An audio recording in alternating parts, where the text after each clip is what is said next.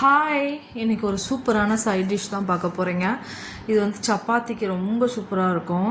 ரொம்ப சிம்பிள் தான், பட் ஹெல்த்தியும் கூட. நம்ம முழு பாசிப்பருப்பு இருக்கு இல்லையா, பாசிப்பயிறு, அதை எடுத்து குக்கரில் நல்லா வேக வச்சுக்கோங்க.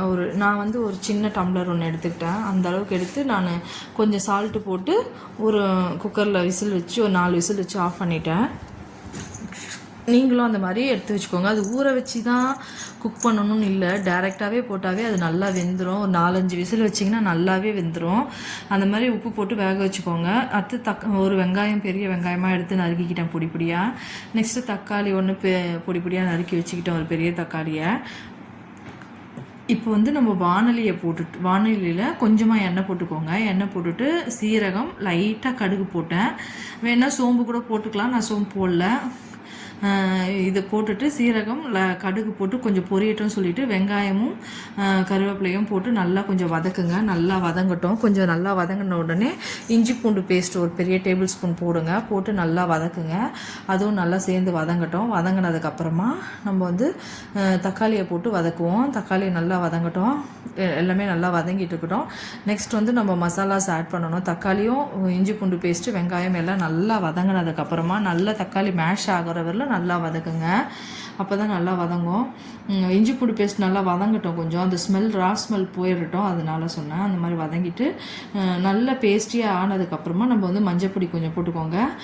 குழம்பு மிளகாய் பொடி இருக்குது இல்லையா, குழம்பு மிளகாய் பொடி வந்து ஒரு டேபிள் ஸ்பூன் போட்டுக்கோங்க. அவ்வளோதான் நான் காரம் போட்டேன். தேவைப்பட்டால் நீங்கள் ஒரு பச்சை மிளகாய் கூட போட்டு வதக்கிக்கலாம். நெக்ஸ்ட் வந்து ஒரு சின்ன ஒரு அரை ஸ்பூன் வந்து சீரக பவுடரும், 1 ஸ்பூன் வந்து கரம் மசாலா பவுடரும் போடுங்க.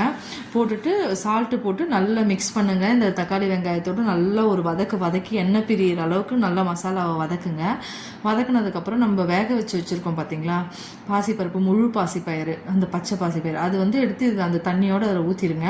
ஊற்றிட்டு நல்லா கொதிக்கிட்டோம், மூடி வச்சுருங்க.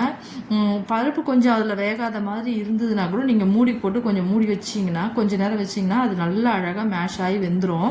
சூப்பராக இருக்கும். இது வந்து நம்ம இந்த டால் மக்கனிலாம் சொல்கிறோம் இல்லையா, சப்பாத்திக்கு வச்சு சாப்பிட்றது, அந்த மாதிரி பட்டர் போடல. நான் சாதாரணமாக தான் நான் பண்ணேன். ரொம்ப இதில் வந்து கரம் மசாலா ஃப்ளேவரோட சூப்பராக இருக்கும் சாப்பிட்றதுக்கு சப்பாத்தியோட. இது சப்பாத்திக்கு தான் சைட் டிஷ்ஷாக பண்ணேன். ப்ளஸ் ஹெல்த்தியும் கூட இல்லை. இதில் நம்ம வந்து முழு பாசிப்பருப்புன்றது வந்து நல்ல ப்ரோட்டீன் ரிச்சு, நல்ல ஃபைபர் கண்டென்ட் உள்ள ஒரு விஷயம். சப்பாத்தியும் அப்படி தான் வச்சுக்கோங்களேன். இந்த மாதிரி நல்ல மசாலா வதங்கிடணும். ஏன்னா நம்ம அதுக்கப்புறம் அது கொதிக்கிறத விட இது மாதிரி வதங்கிடணும். இது மாதிரி வேக வச்சுருக்கேன் பார்த்தீங்களா, இதை எடுத்து இதில் ஆட் பண்ணிடணும். ஆட் பண்ணிவிட்டு நல்லா கலரி நல்லா மிக்ஸ் பண்ணிவிட்டு மூடி போட்டு மூடி வச்சுருங்க. கொத்தமல்லி இருந்தால் போடுங்க. என்கிட்ட கொத்தமல்லி இல்லை, நான் போடலை. ஒரு சிலர் வந்து தேவைப்பட்ட அந்த நார்த் இந்தியன் ஸ்டைல்லாம் இந்த கசூரி மேத்தி இருந்ததுன்னா கொஞ்சமாக கசக்கி கடைசியாக போட்டுட்டு ஒரு பட்டர் கொஞ்சம் துண்டு போட்டுட்டு இறக்கலாம்.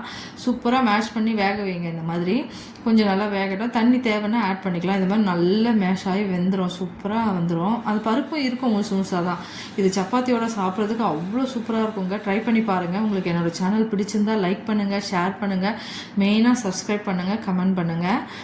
இது ரொம்ப நல்ல சைட் டிஷ்ஷு. நீங்கள் ட்ரை பண்ணி பாருங்கள். சப்பாத்திக்கு ரொம்ப நல்லதும் ஹெல்த்தியும் கூட. நைட்லலாம் நம்ம செய்ய சொல்ல கூட ஈஸியாக டக்குன்னு செஞ்சிடலாம். ஊற வைக்கலையேன்னு கவலைப்பட தேவையில்லை, ஊற வைக்காமையும் பண்ணலாம். இந்த மாதிரி நல்லாவே வரும். சூப்பராக இருந்ததுங்க சாப்பிட்றதுக்கு. இல்லை லைட்டாக கசூரி மேத்தி கசக்கி கடைசியாக போட்டு பட்டர் போட்டிங்கன்னா இன்னும் ரொம்ப நல்லாயிருக்கும். மக்கானி மாதிரி செம்மையாக ட்ரை பண்ணி பாருங்கள். ஒரு நார்த் இந்தியன் டிஷ் மாதிரி தான் இருக்கும் டேஸ்ட். ஏன்னா நம்ம இந்த கரம் மசாலா போடணும் இல்லையா, அதனால் நல்லா ஒரு நான்வெஜ் ஒரு ஃப்ளேவர் கொடுக்கும் சாப்பிட்றதுக்கு. பசங்களுக்குலாம் ரொம்ப பிடிக்கும் தான் நினைக்கிறேன். ட்ரை பண்ணி பாருங்கள்.